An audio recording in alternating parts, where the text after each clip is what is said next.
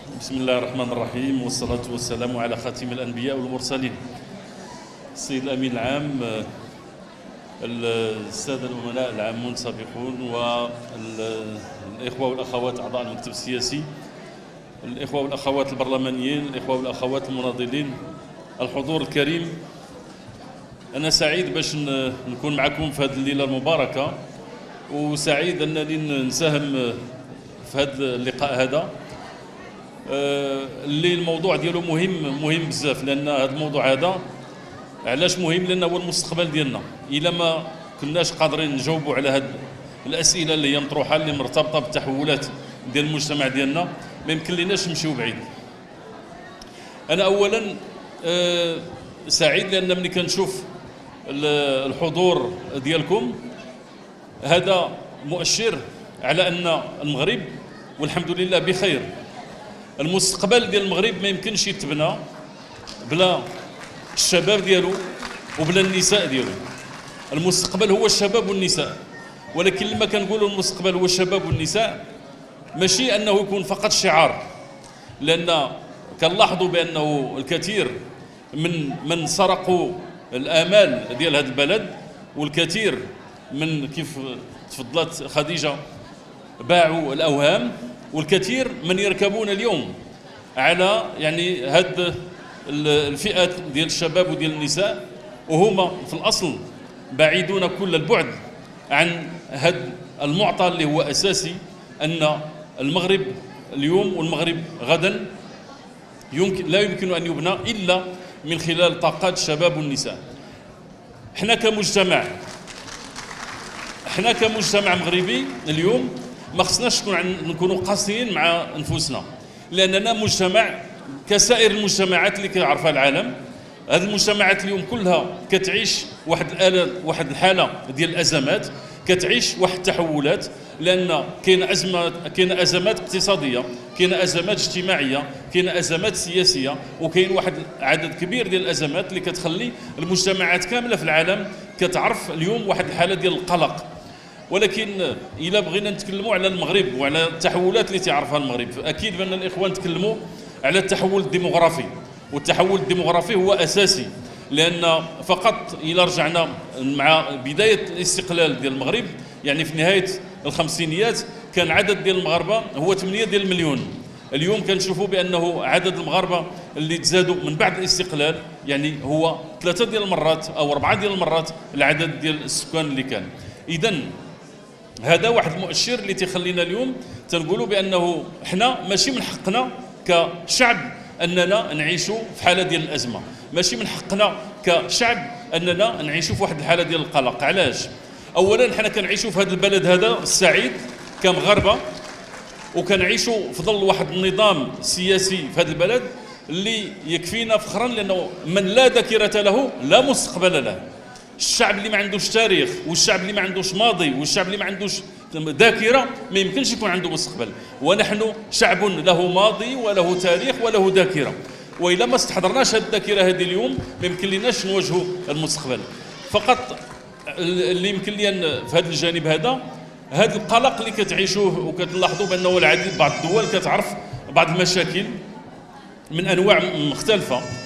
حنا كنعيشوا في واحد النظام سياسي وفي واحد الدوله اللي هي موجوده. النظام السياسي اللي كنعيشوا فيه اليوم هو موجود من 788، اكثر من 13 قرن، والدوله هذه اللي حنا كنعيشوا فيها كاين دول اللي العمر ديالها اليوم لا يتجاوز 40 سنه، وكاين اللي العمر ديالها اليوم 50 سنه، وكاين اللي العمر ديالها بعض القرون بسيطه. حنا دوله اللي عندها تاريخ، وعندنا نظام سياسي اللي كنعيشوا فيه اللي هو الملكيه، اللي المجتمع ديالنا تبنى حول هذا النظام هذا.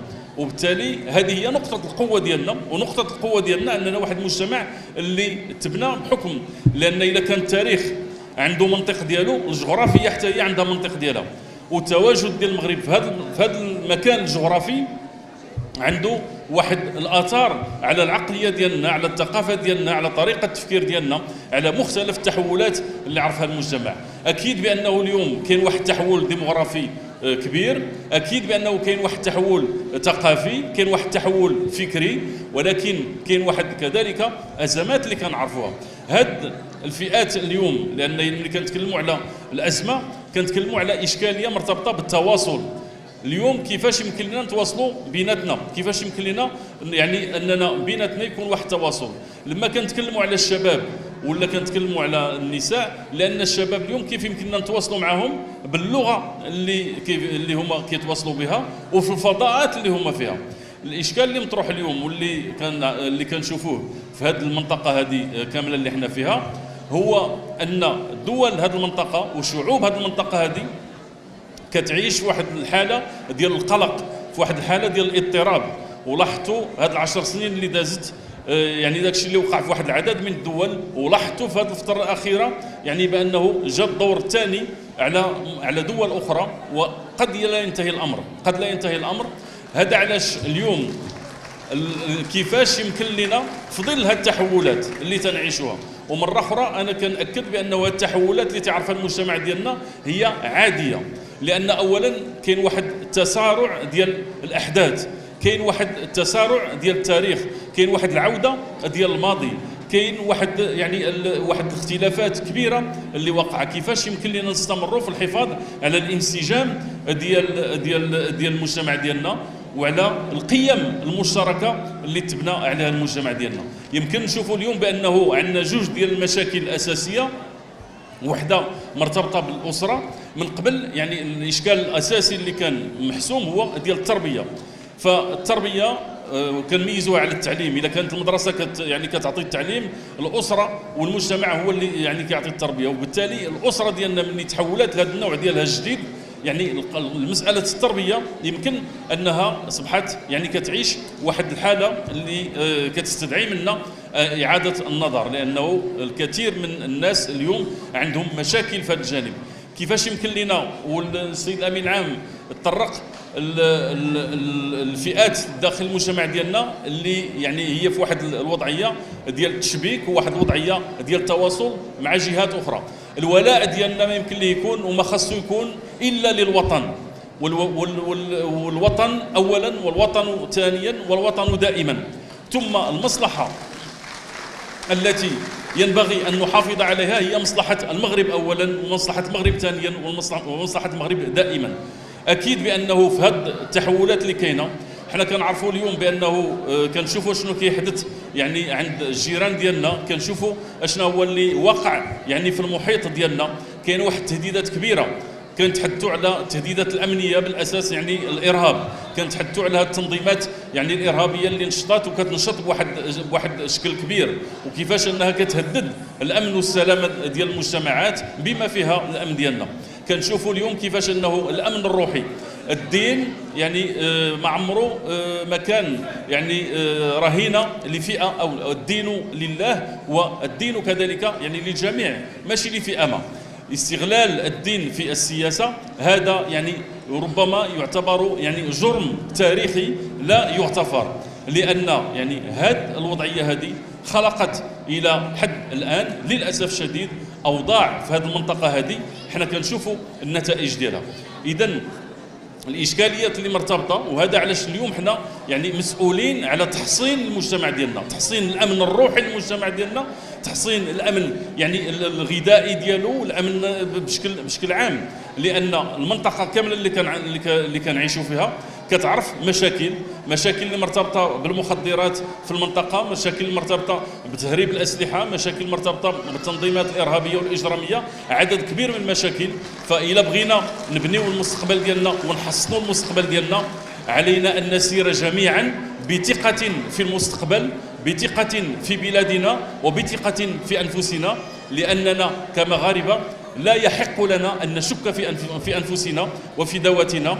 كيف؟ لاننا كنا فاعلين في الماضي. انا باش غادي نختم الاخ سمير، شوفوا معايا انه هذه 200 عام فقط وشي 220 سنه تقريبا كنا اول دوله اعترفت اليوم باكبر دوله في العالم، الولايات المتحده الامريكيه. المغرب هو اللي اعترف بالاستقلال ديالها. الا كانوا جدودنا هذه 200 سنه يعني كان عندهم واحد القوه باش يعترفوا بالدوله اللي هي اكبر دوله اليوم. كيف احنا ماشي من حقنا اليوم اننا يعني نتخلفوا، لاننا كشعب كأمة مغربية عندها ماضي ديالها، عندها ذاكره ديالها، عندها حاضر ديالها، وعندها مستقبل ديالها. وهذه اذا كان شي اعطاب فالمسؤوليه هي مسؤوليه النخب المغربيه والنخب السياسيه للاسف الشديد تتحمل مسؤوليه كبيره. فاذا كان المجتمع اذا كان المجتمع كيعيش التحولات ديالو في طمأنينه ويعيشها كذلك في سكينه، فإن النخب أخطأت موعدها مع التاريخ وعليها أن تعود إلى الصواب. وشكرا.